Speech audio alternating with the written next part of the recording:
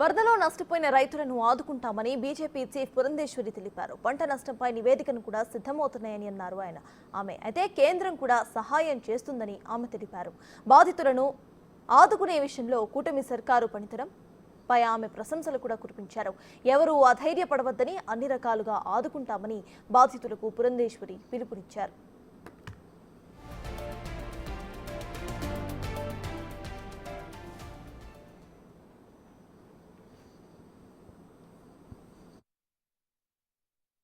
ఈసారి విజయవాడ ఎదుర్కొనేటువంటి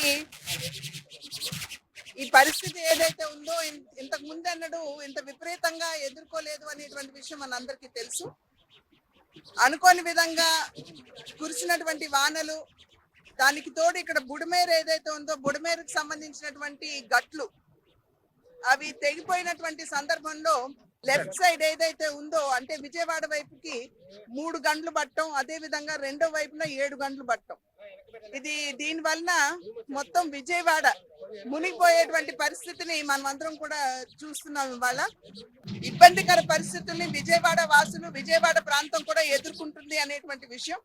ఏదేమైనప్పటికీ కూడా ఈ రోజు రాష్ట్ర ప్రభుత్వం చంద్రబాబు నాయుడు గారి నాయకత్వంలో రిలీఫ్ ఫండ్ ఏదైతే అందిస్తున్నారు, నిన్ననే శివరాజ్ సింగ్ చౌహాన్ గారు రావడం జరిగింది విజయవాడకి. కేంద్ర వ్యవసాయ శాఖ మంత్రి వచ్చి ఇక్కడ ఉన్నటువంటి డ్యామేజ్ ఏదైతే ఉందో అది ఇళ్లకు కావచ్చు, పంట పొలాలకు కావచ్చు, వీటన్నిటిని పరిశీలించడానికి రిపోర్ట్ తయారు చేసి కేంద్రానికి ఇవ్వడానికి మోడీ గారు వారిని పంపించారు. వారు నిన్న జక్కంపూడి అటువైపు అంతా కూడా తిరగడం జరిగింది. ఇవాళ కేసరపల్లి అటువైపు వెళ్లి రైతులతో కూడా స్వయంగా వారు సంభాషించడం జరిగింది.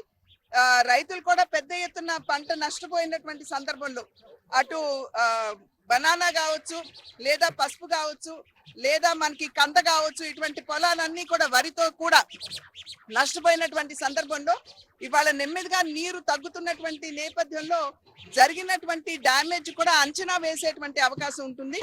ఆ అంచనాలన్నీ కూడా కేంద్ర ప్రభుత్వానికి ఇవాళ రేపట్లో సమర్పిస్తామని చంద్రబాబు గారు కూడా చెప్పడం జరిగింది. కనుక కేంద్ర ప్రభుత్వం కూడా వెంటనే స్పందించి తక్షణ సహాయం, అదే విధంగా లాంగ్ టర్మ్ సహాయం, ఈ రెండు కూడా ఏ విధంగా చేయాలో దృష్టి పెడతామని చెప్పి శివరాజ్ సింగ్ చౌహాన్ గారు కూడా చెప్పారు. ఆల్రెడీ ఎస్డిఆర్ఎఫ్ కింద 3,400 కోట్ల రూపాయలు పార్క్ చేసి ఉన్నాయి. ఎస్డిఆర్ఎఫ్ కింద దాంట్లో కేంద్ర ప్రభుత్వం యొక్క భాగస్వామ్యం కూడా ఉంది.